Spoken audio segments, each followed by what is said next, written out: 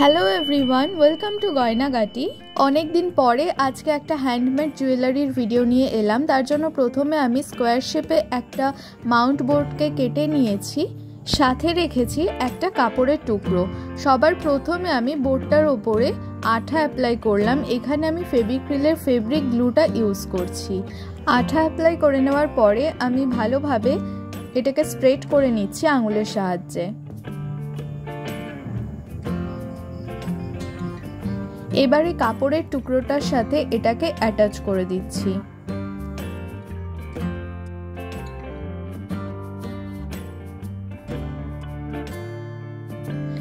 Alright, এবারে কাপড়ের টুকরোর যে অংশগুলো বাইরের দিকে বেরিয়ে রয়েছে সেগুলোতে আমি আঠা অ্যাপ্লাই করছি এবং এগুলোকে ফোল্ড করে নেব।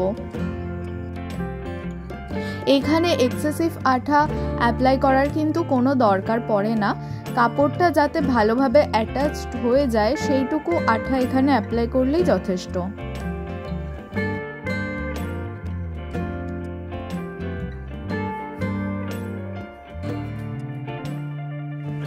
সো চারিদিক থেকেই কাপড়টাকে আমি ফোল্ড করে নিচ্ছি, তবে একটু বিশেষভাবে খেয়াল রাখতে হবে ফোল্ড করার সময় যেন ওই সাইডের কোণগুলো বেরিয়ে না যায়, সেগুলো যেন ব্যাক সাইডেই ভালোভাবে অ্যাটাচড হয়ে যায়, সেটা একটু নোটিস করতে হবে।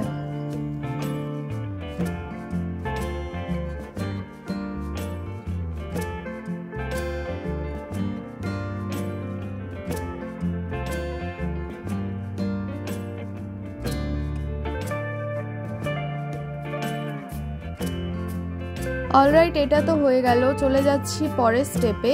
এখানেও কিন্তু একদম একই রকমেরই কাজ করব, তবে এখানে যে স্কোয়ার শেপটা নিয়েছি সেটা সাইজটা একটু কম আছে প্রথমে যেটা করলাম তার থেকে। আর এখানের জন্যও আমি আলাদা কাপড় ইউজ করছি, তবে এখানটায় আমি প্রিন্টেড কাপড় ইউজ করেছি। আপনারা চাইলে এক কালারের কাপড়ও ইউজ করতে পারেন, করে তার উপরে কিছু ছবি আঁকতে পারেন বা ডিজাইন ক্রিয়েট করতে পারেন। তো আমি এখানে ডিরেক্টলি একটা প্রিন্টেড কাপড়ই ইউজ করছি। বাকি স্টেপগুলো একই রকম, যেরকম একটু আগে করলাম।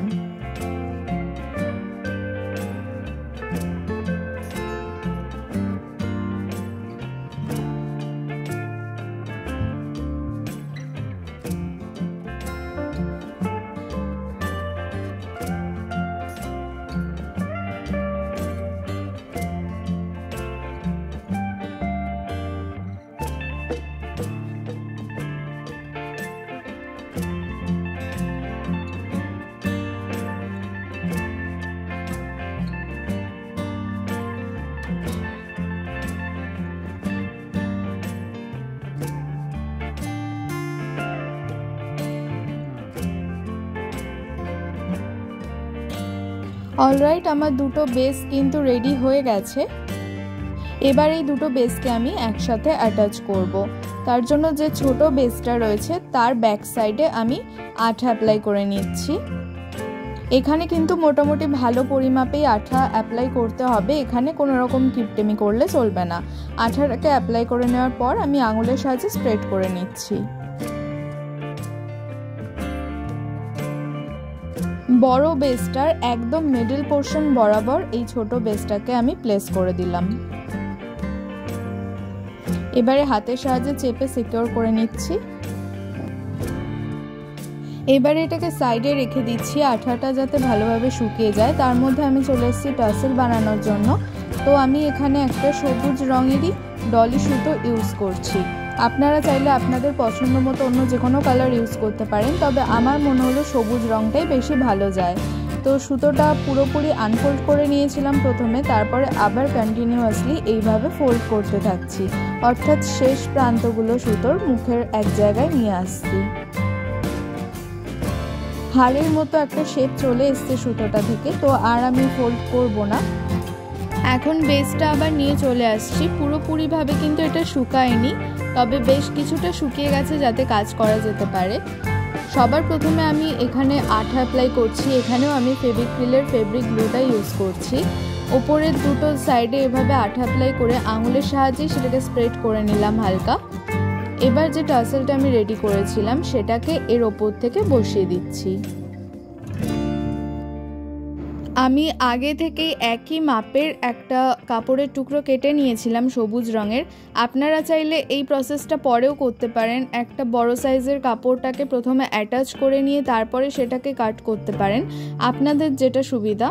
তো প্রথমে আমি আবারও আঠা অ্যাপ্লাই করে নিচ্ছি, ফেব্রিক গ্লু অ্যাপ্লাই করছি, তারপরে সেটাকে আঙুলের সাহায্যে স্প্রেড করে নিচ্ছি।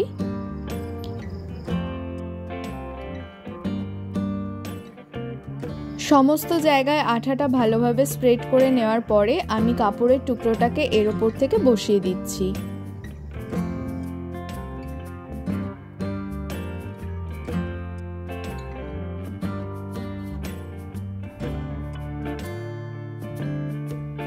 অলরাইট, এবারে চলে যাচ্ছি পরের প্রসেসে। আমি এখানে 3টে কড়ি নিয়েছি। কড়ির হাফের থেকেও একটু ওপরের দিকটাতে আমি প্রথমে আঠা অ্যাপ্লাই করলাম। এখানেও কিন্তু আমি ফেব্রিক গ্লুটাই ইউজ করছি। এবারে বেসের ব্যাক সাইডে নিচের দিকটায় একদম মিডল পোর্শনে কড়িটাকে আমি প্লেস করে দিলাম। একদম একই রকম জায়গা থেকে আমি আবারও আঠা অ্যাপ্লাই করছি, করে সেটাকেও আমি একটা ধারে বসিয়ে দিচ্ছি। অন্য আর একটা কড়ি নিয়েও সেম প্রসেস ফলো করে অন্য আর একটা ধারে বসিয়ে দেব। এবারে একদম নাড়াচাড়া না করে এটাকে আমি রেখে দিচ্ছি শুকানোর জন্য। ততক্ষণে কানের দুলটা বানিয়ে নেব। 2টো করে বেস আমি প্রথমে কেটে রেখেছি। কানের দুলটাও একদম একই রকম প্রসেসেই বানাচ্ছি, কোনো রকম কঠিন কিছু নেই। প্রথমে আঠা অ্যাপ্লাই করে নিচ্ছি বেসটার ওপরে। আঠাটাকে ভালোভাবে আঙুলের সাহায্যে স্প্রেড করে নিয়ে কাপড়ের সাথে এবার এটাকে অ্যাটাচ করে দিচ্ছি।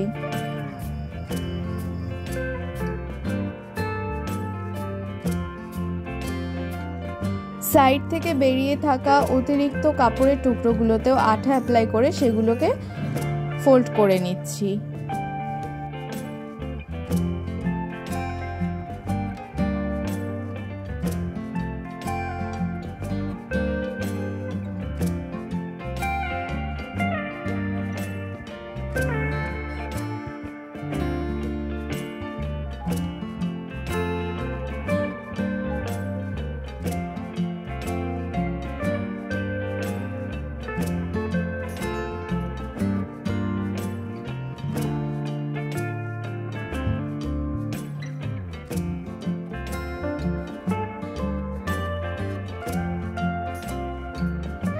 একদম একই রকম প্রসেস ফলো করে আমি অন্য আর একটা বেসও রেডি করে নিয়েছি।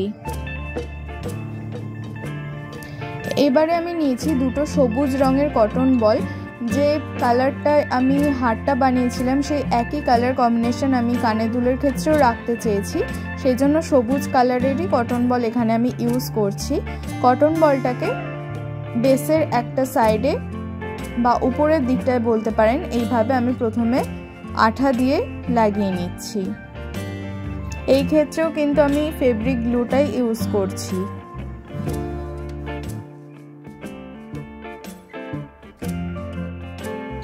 নেক্সট আমি আবারও কিছুটা কাপড়ের টুকরো কেটে নিয়েছি ব্যাক সাইডের জন্য, আর নিয়েছি স্টুল। এবারে সবার প্রথমে এই কাপড়ের টুকরোটার একদম ধারের থেকে আমি এই স্টুলটাকে A4 করে নিলাম।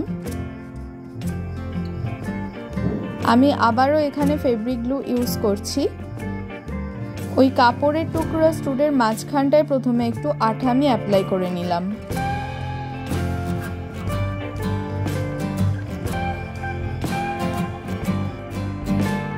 এবারে কানের দুলের যে বেসটা রয়েছে তার ব্যাক সাইডে ভালো মতো করে আমি আঠা অ্যাপ্লাই করে নিচ্ছি এবং সেটাকে স্প্রেড করে নিচ্ছি আঙুলের সাহায্যে।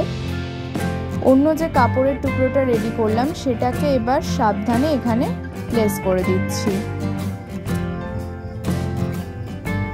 আপনারা যদি কেউ প্রথম কাজ করেন তাহলে আমি সাজেস্ট করব ওই যে কটন বলটা অ্যাটাচ করা হয়েছে সেটা যতক্ষণ না শুকিয়ে যাচ্ছে ততক্ষণ এই প্রসেসটা করবেন না, কারণ খুব সাবধানে আলতো হাতে এই কাজটা করতে হবে, না হলে কিন্তু কটন বলটা খুলে যাওয়ার সম্ভাবনা থাকে। অন্য আরেকটা বেসের সাথেও একদম একই প্রসেস ফলো করে আমি স্টুলটাকে অ্যাটাচ করে নিচ্ছি।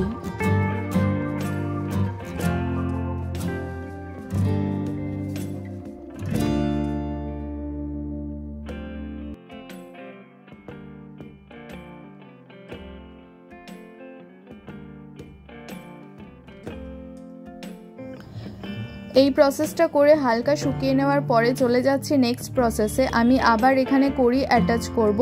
যেভাবে আমি প্রথমে হাড়ের সাথে কড়িটাকে অ্যাটাচ করেছি সেইভাবেই এখানে আমি কড়ি অ্যাটাচ করতে চলেছি। ওপরের দিকের অংশে আঠা অ্যাপ্লাই করে সেটাকে এরকম ব্যাক সাইডে বসিয়ে দিচ্ছি। কড়ি প্লেস করার পরে প্রাথমিকভাবে মনে হতে পারে যে এটা খুলে আসছে, ঠিকঠাকভাবে অ্যাটাচড হয়নি, বাট ট্রাস্ট মি, একবার যখন আঠাটা শুকিয়ে যাবে তখন আপনি নিজেই বুঝতে পারবেন খুবই শক্তপোক্তভাবে এগুলো অ্যাটাচড হয়ে যায়। সো আপনাকে এই কাজটা করার পর ওয়েট করতেই হবে যতক্ষণ না এগুলো শুকিয়ে যাচ্ছে। এই জুয়েলারিটা বানানোর পর আমি ওভারনাইট রেখে দিয়েছিলাম যাতে খুব ভালোভাবে এটা শুকিয়ে যায়। অ্যান্ড পরের দিন সকালবেলায় আমার জুয়েলারিটা একদম রেডি হয়ে গেছে ইউজ করার জন্য। আজকের এই ভিডিওটা আপনাদের কেমন লাগলো আমাকে কিন্তু কমেন্ট করে অবশ্যই জানাবেন। যদি ভালো লেগে থাকে তাহলে প্লিজ একটা লাইক করে দেবেন। আমার চ্যানেলে আজকে প্রথমবার এসে থাকলে আমার চ্যানেলটাকে সাবস্ক্রাইব করে আমার পাশে থাকার অনুরোধ রইল। Stay safe, be creative, tata.